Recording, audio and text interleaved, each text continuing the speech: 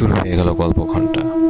আজকে আমাদের কাছে চমৎকার একটি ঘটনা এসে পৌঁছেছে। তো কথা না বাড়িয়ে সরাসরি আমরা ঘটনাটি শুরু করছি। এটি একটি গ্রামের ঘটনা।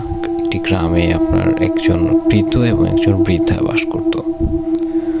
বৃদ্ধ অনেক রাত করে বাড়ি ফিরত, যার কারণে বৃদ্ধা তার জন্য জেগে থাকতো। তো একদিনের ঘটনা, বৃদ্ধ আসার সময় দেখে বাজারে মাছ উঠেছে। ভালো মাছ দেখে তিনি মাছ কিনে নিয়ে বাড়ি ফিরছিল। এর মধ্যে ঝড়ো হাওয়া শুরু হলো। আশেপাশে এলোমেলো বাতাস আর ঝিরিঝিরি বৃষ্টি হচ্ছে, জোরে জোরে বিদ্যুৎ চমকাচ্ছে। এর মধ্যে বৃদ্ধ তার মাছের থলি নিয়ে এগিয়ে যাচ্ছে।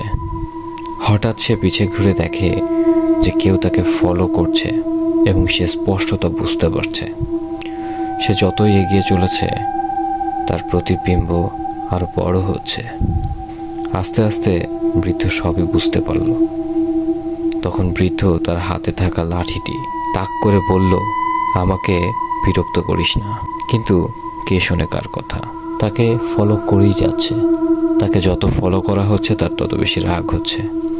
একসময় বৃদ্ধ বাসায় পৌঁছে গেলে তার হাতে থাকা লাঠিটি আগুনের মধ্যে ছেড়ে দেয়। যখন তা পুড়ে আগুন ধরে যায়, তখন সে তার উত্তপ্ত লাঠিটি একটি অদৃশ্য অবস্থানের দিকে ফিকে মারে। পরদিন সকালে দেখা যায় সেখানে একটি দাঁড় কাক মরে পড়ে আছে। তো লিসেনার্স, এটি ছিল আমাদের ঘটনা। যদি আপনাদের ভালো লেগে থাকে অবশ্যই একটি লাইক দিবেন। আর আপনার ঘটনাটি পাঠানোর জন্য আমাদের ডেসক্রিপশন বক্সে থাকা ইমেল অ্যাড্রেসে ভালো করে ঘটনাটি লিখে মেইল করে দিন। ধন্যবাদ।